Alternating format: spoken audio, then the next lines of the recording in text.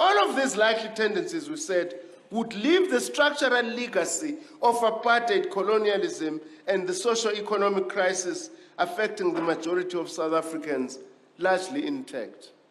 In other words, unless we begin to do something else, the gains we've made over the past 23 years are under threat.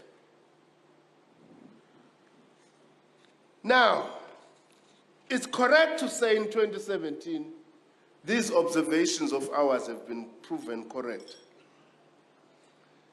Does this mean that the strategic concept of an NDR is itself inherently flawed? Are national liberation movements inherently bourgeois democratic in nature? Worse still, once in power, after two decades or so, are national liberation movements bound to degenerate? Is the current fragmentation of our own liberation movement inevitable and therefore irreversible? These have long been the arguments, by the way, of an anti-ANC and anti-SACP left, as well as of liberal forces who regard the national question as irrelevant.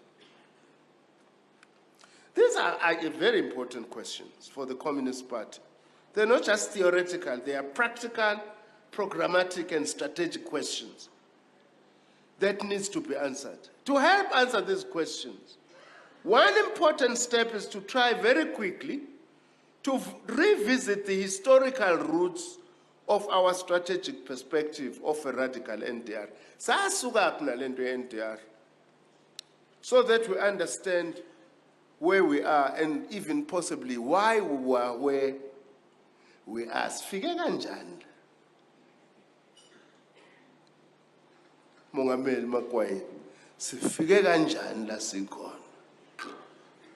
Maybe now in the answer. Now, a brief revisiting of the history behind the concept of an NDR is all the more relevant in this year of 2017, which is the centenary year of the Bolshevik October 1917 revolution. Perhaps the greatest and most enduring legacy of the Bolshevik revolution on the South African struggle relates to the national question. Moreover, this 14th Party Congress will elect a central committee that will take the SACP to the centenary of our party in 2021. It is therefore appropriate that we use the occasion of this 14th Congress to begin to reflect once more on the long road we've taken, building on a proud Bolshevik legacy. In brief, at the Second Congress of the Communist International in 1920, there was a commission on the national and the colonial question, in which Lenin and the Indian communist M.N. Roy played leading roles. In his report back to Congress on the Commission's work, Lenin wrote, and I quote, "We have discussed whether it would be right or wrong, in principle and in theory, to state that the Communist International and the Communist parties must support the bourgeois democratic movement in backward countries.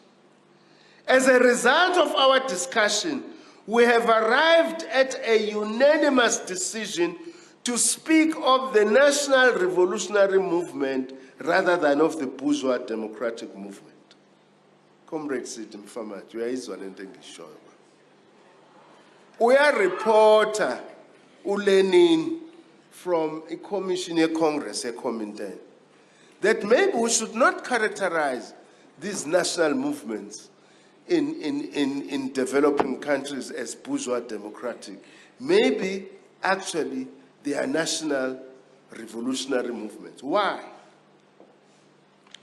But you can see from here where the origins of this idea of a national democratic revolution comes from. Then Lenin, as I say why, Lenin goes on to explain that the idea of a national revolutionary movement was advanced to distinguish between two diverging tendencies within national liberation struggles. The one national revolutionary, the other a bourgeois democratic reformist tendency. Which he then continues to say, quote, "If we speak of the bourgeois democratic movement, we shall be obliterating all distinctions between the reformist and the revolutionary movement. Yet that distinction has been very clearly revealed of late in the backward and colonial countries. It was for this reason that the Comintern urged communist parties in countries like India and China to work closely with and help to radicalize the national democratic tendency in the anti-colonial and anti-imperialist struggle." When the SACP, as the CPSA then, the Communist Party of South Africa, was formed in July 1921, same time as the Communist Party of China, the socio-economic context was different in South Africa to that prevailing in India and China. Because India and China had overwhelmingly peasant majority populations. At that point, for nearly half a century, much of the Southern African region had already been plunged into a massive process of monopoly capitalist-driven transformation. Rapid industrialization centered on the diamond fields around Kimberley, and then gold fields in the Witwatersrand. These drew huge inflows of private monopoly capital from the imperialist centers. There were major investments in mines and also in rail and port infrastructure connecting the mining hinterland to the colonial ports, which, by the way, is the legacy that colonialism left us with. I don't know what is these positive aspects of colonialism we must be speaking about. They left us with a disconnected African continent that has no transport connections within itself, but connects to the sea in order to take our mineral resources away to Europe and North America. The Anglo-Boer War, or the South African War, the largest armed conflict of its time, forcibly consolidated disparate states, establishing the Union of South Africa in 1910. Above all, this massive capitalist-driven industrial revolution transformed the hard-pressed African peasantry and traditional African societies, impoverishing them, but most importantly, it produced the working class, which was a very distinct feature of a developing country like South Africa. Our own early Communist Party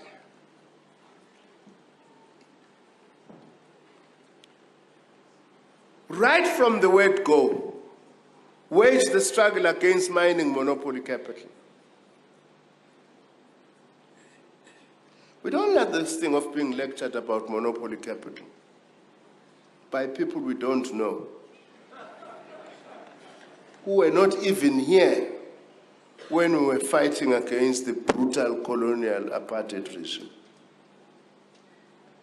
Since 1921, the SACP's struggle has been against monopoly capital of one form or the other. See, discovering a monopoly capital only today. And we don't know this notion of white monopoly capital. That we might have flattered it with it does not justify that some Bell Pottinger firm from the UK has now used this as a cliche to try and justify looting in our country.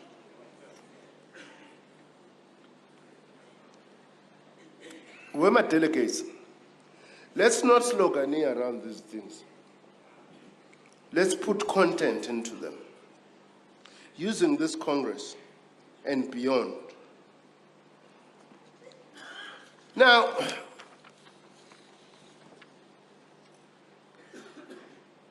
to summarize a long story that is here, in 1929,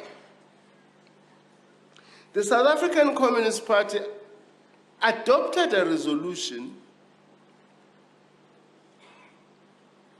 that had been proposed by the Communist International. In essence, saying to South African communists,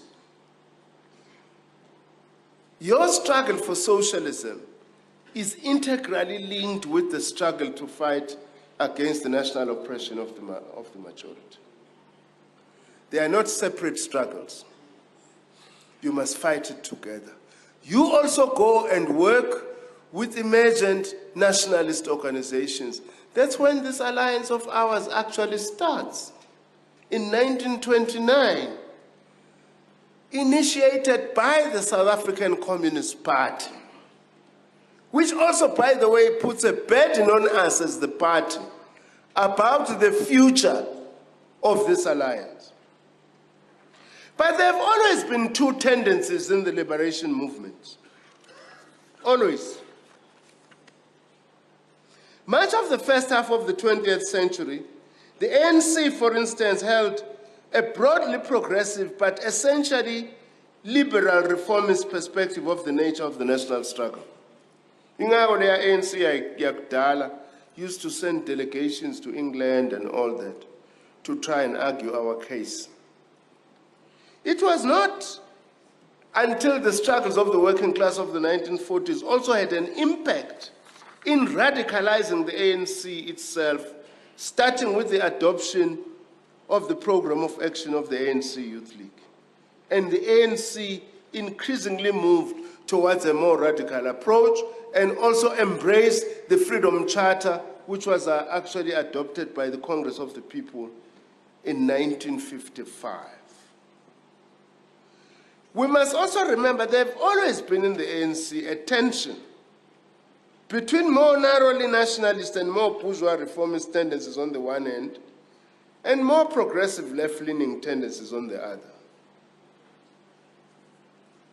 In 1962, the SACP, in its program, The Road to South African Freedom, reaffirmed the revolutionary national democratic nature of the South African struggle. And the SACP in 1962 introduced the important concept of colonialism of a special type to refer to the South African situation. Now here that then things also become more important. The crucial ANC 1969 Morogoro Conference, which marked a critical turning point after the major strategic defeat suffered by our movement in the mid-1960s, in effect reaffirms Lenin's distinction between a bourgeois democratic revolution and national revolutionary movements. Its strategy and tactics ka 69. I quote, "Our nationalism, which ANC, must not be confused with chauvinism or narrow nationalism of a previous epoch. It must not be confused with the classical drive by an elitist group among the oppressed to gain ascendancy so that they can replace the oppressor in the exploitation of the mass," unquote. We never fought the struggle to liberate this country in order to hand over our economy to a family known as the Guptas and call that liberation. Actually, it's an affront. It's a very serious affront to our movement. Just as, by the way, Morogoro also emphasized that ours was not to hand over power from a black elite, from a white elite, to a black elite. That's why we also find this concept of white monopoly capital quite strange, because it's as if we have got black monopoly capital, then South Africa will be liberated.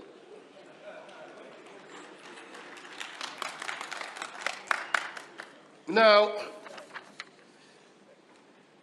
I'm trying to move a little bit quicker.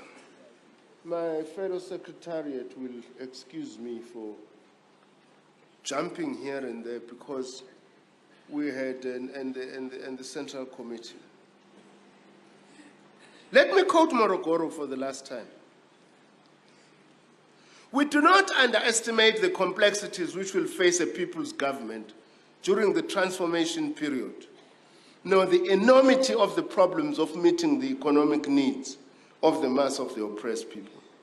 But one thing is certain, in our land, this cannot be effectively tackled unless the basic wealth and the basic resources are at the disposal of the people as a whole and are not manipulated by sections of individuals, be they white or black.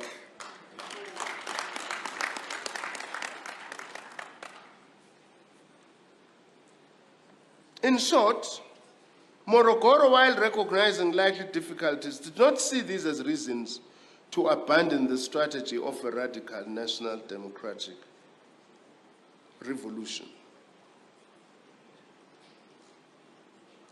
Now, a bit about the 1994 democratic breakthrough, because we are trying to say, where are we coming from, and therefore, how do we understand the current challenges? There was a debate, by the way, immediately after April 1994 in our movement about the meaning of 1994. Our message as the SACP's Central Committee, we said the struggle continues. By the way, there was a debate even inside the party because Comrade Joslov was a little bit irritated. Why are we having an African communist with a big thing outside saying, "A luta continua"? Hasn't things changed? But also inside the movement, there were those who were saying, "Free at last." With Maibuya's cover, for instance, with the union buildings. Optimism, of course, important. But buried beneath this was the meaning, debate about the meaning of 1994.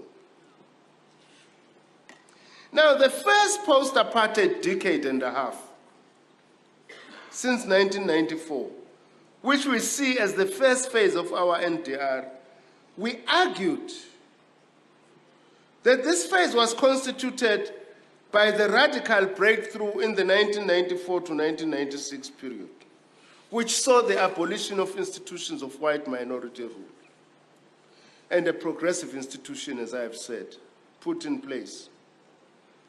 And we had said the second phase should have started immediately. And we argued that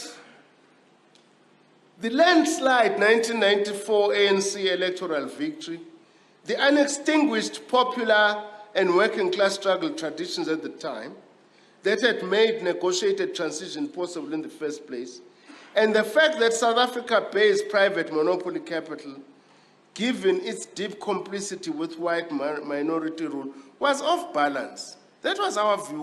With 1994 victory, they were off balance. And therefore, we needed to move with speed on the front of economic transformation.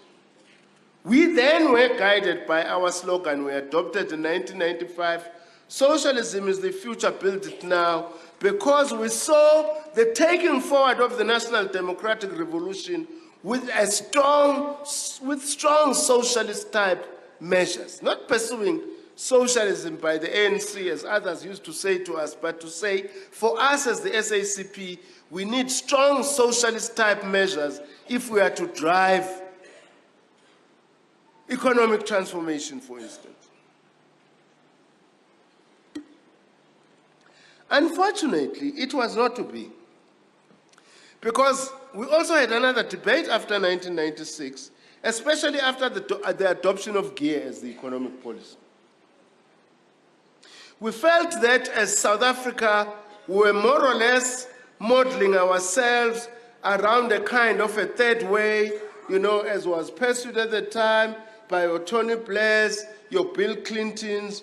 In fact, we regard Obama as the last of your third way leaders in the West. Big debates inside the alliance around where we actually need to go. But at least there were debates. At least there were debates. Not these attempts now to shut debates down in order to impose particular views and issues.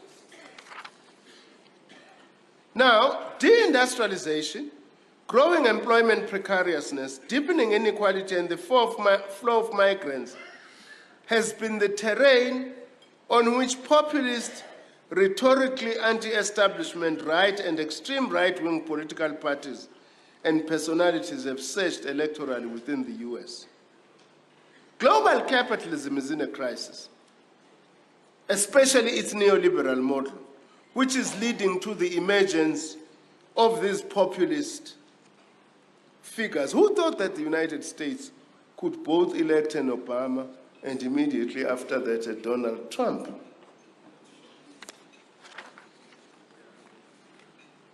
That was the background, comrades, on the NDR and some of the challenges we've faced. But we want to move closer to the current period. How did we get where we are now? Let's briefly touch on the Polokwane moment. After 1994, there were consistent efforts from within the ANC and ANC-led movement to counter this, which we call the neoliberal third way project, which we had termed the 1996 class project. These efforts came to a head in Polokwane, and one of the organizing perspectives of the upheaval that occurred at this point was the assertion that the ANC is the strategic political center. Sike saba nempi enkulu la. Who is the strategic political center? Is it the ANC or the alliance? At face value, and for many, these assertions of the strategic primacy of the ANC-led movement represented an attempt to reassert the democratic and mass-based movement character of the ANC. However, if truth be told, let's go back and look at Polokwane soberly. Not with, what is this colored, what? Rose-colored glasses. In practice, the Polokwane moment involved a marriage of convenience, or perhaps an unholy alliance, of the broad left anti-neoliberal bloc with demagogic forces for whom the assertion of the ANC as the strategic political center was a move to displace incumbents in the state with their own, in order to advance an even more aggressive, parasitic, rent-seeking agenda. These latter forces identified patronage-based mobilization within the ANC as the soft underbelly from which to capture strategic positions within the state. But some of them are gone now, in the form of the EFF. Oh, Madima, they were not fighting with us because we shared the same broad economic or political perspective. They wanted to replace those who were in power so that they themselves can come in and eat.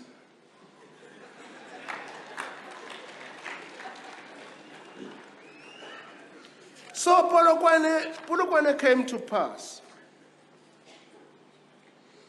And then there was the first Zuma-led ANC administration. We're coming closer to these issues.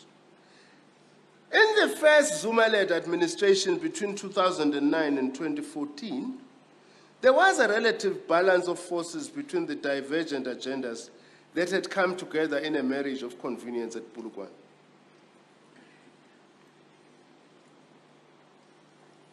In some sectors, health with a major shift on AIDS, trade and industrial policy, state-led infrastructure spend, recalibrating competition policy as a means to leverage economic transformation, a greater emphasis on vocational training. Space was opened up for progressive advances, including developing a better working relationship between the state and social movements. By the way, we must not be misunderstood. There are many sane comrades in the African National Congress.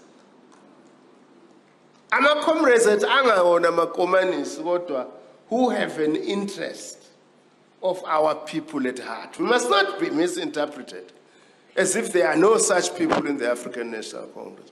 Many of whom, by the way, who are fed up about these parasitic patronage networks. However, in terms of sustaining and rebuilding the ANC-led movement's capacity to mobilize, the key motive forces, these and other positives in state development, coincided with the weakening of COSATU, unfortunately, partly as a result of the global economic downturn and resultant retrenchments. Also on the side of the SACP, there was a loss of momentum in terms of active working class and popular mobilization, a failure to sustain very successful financial sector campaign, for instance. Deployment advances in some sectors noted above, however, were always and surely deliberately held in check by other deployments in the 2009-2014 administration. A related question that this Congress must... communists, by the way, have always been in government since 1994. This idea that it's this current leadership that is in government, as if before there was no Joe Slovo, there were no Jeff Katebes, there were no many other communists who were serving. Here is Kumalo there, Ronnie Casrills, who was in our Politburo and served as a minister. But at the same time, we need to ask the question, has the deployment since 2009 tended to strengthen or weaken the party, deployment into government? We must be frank about that, which is what also this document is trying to pose this question. Now, we need to discuss this in this Congress. We know there are many communists who are serving in government. Important advances were made in the 2009 administration, but the constraints that we've noted above meant that the structural problems within the political economy were not radically and systematically addressed. Where there was significant massification of programs, like the 17 million social grants reaching some 10 million beneficiaries, and the largest rollout of antiretrovirals in the world, critical gains were achieved. The floor of poverty was lifted, and there have been significant and rapid gains in life expectancy. While these were absolutely essential interventions, they were not inherently transformative. That's the issue we need to face. In other cases, where there were significant budgetary allocations, like in the major state-led infrastructure build program, for instance, much of it had been spent on what, as the SACP, we believe, were non-transformative vanity projects to Shomkul, like the 2010 FIFA World Cup Stadium and other related infrastructure. We are still of the view that includes the Gauteng Freeway Infrastructure Program, the King Shaka International Airport, and the Gautrain. We have not changed our view. But Makura, as Premier, you must know, as the SACP, we are concerned that the Gautrain only goes to former white areas and connects the airport, Sandton, Tshwane. Where is the connection to a Dobsonville?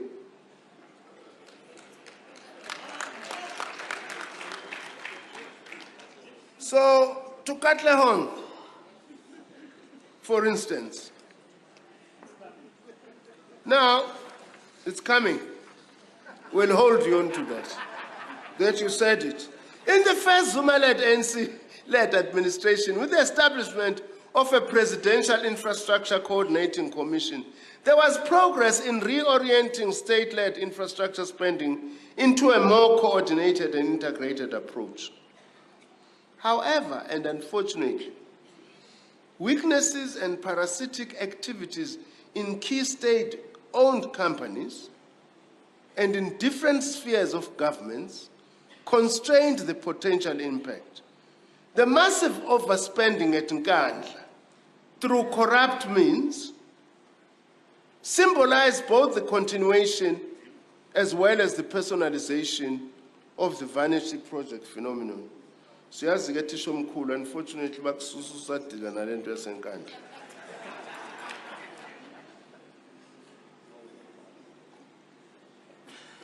Sakubona izolo ebusuku nika ama-awards e-PSL.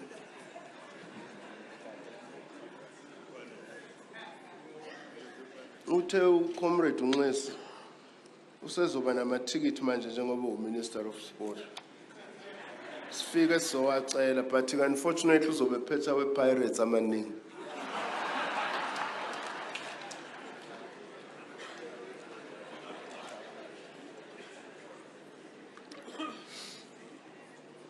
As for social infrastructure, the mass low-cost RDP and other subsidized housing programs have had the unintended consequence of entrenching apartheid spatial patterns by building working-class housing in peripheral locations far from work and other resources.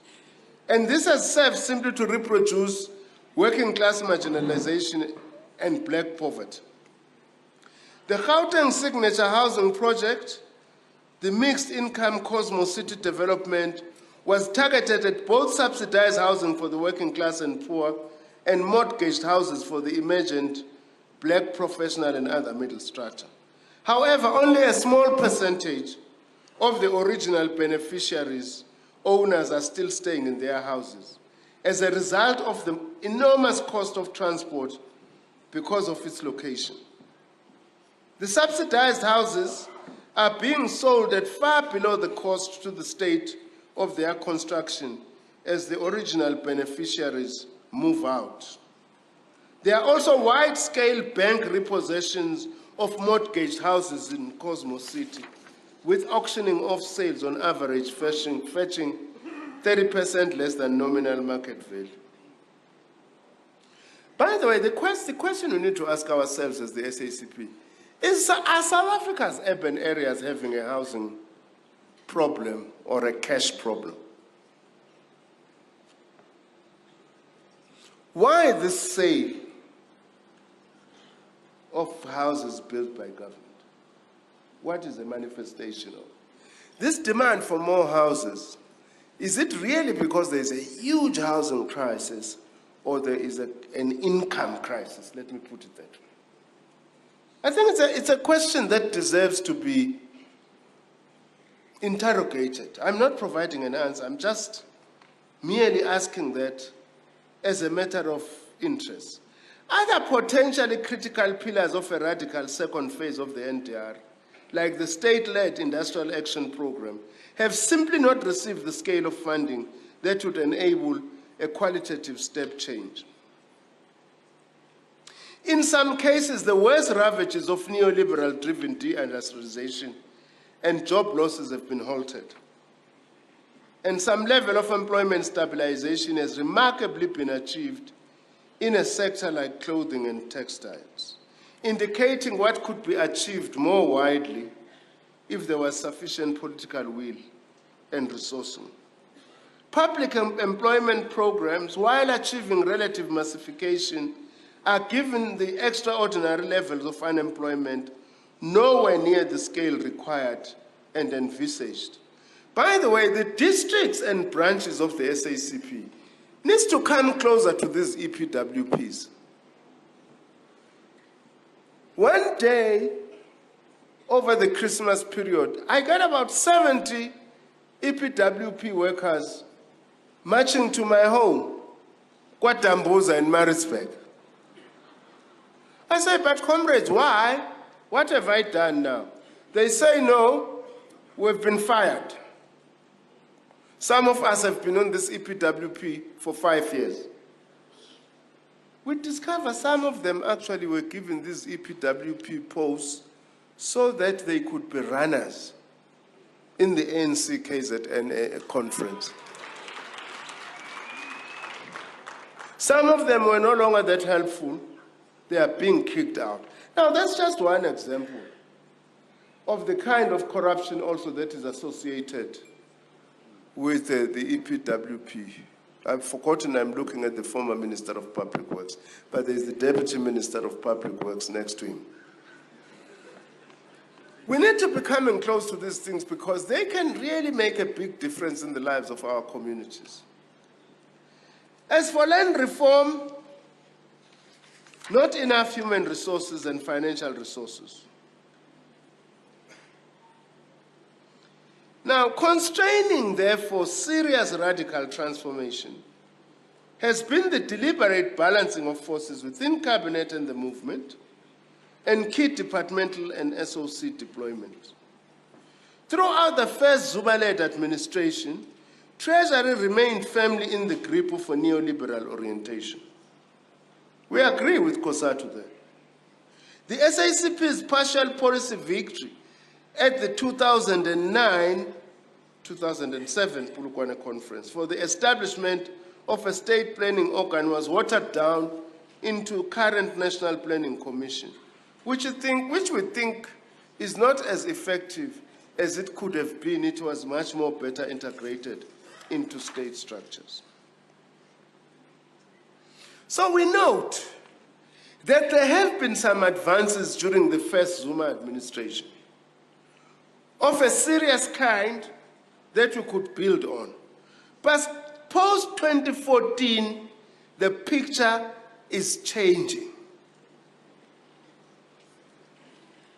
State capture then takes off on steroids as the bourgeois democratic tendency degenerates into parasitism. That is the immediate threat that we are facing now.